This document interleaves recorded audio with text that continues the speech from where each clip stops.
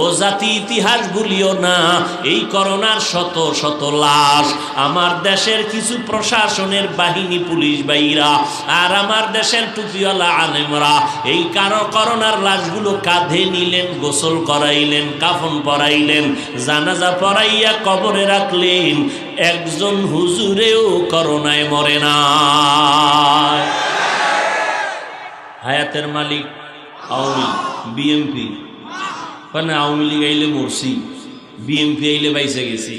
তাহলে আওয়ামী লীগ মরণের মালিক, বিএমপি হায়াতের মালিক। বাজে কথাগুলো কেন?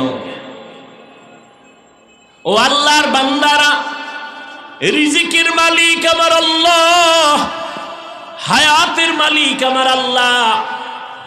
আমি রিজিকের মালিক।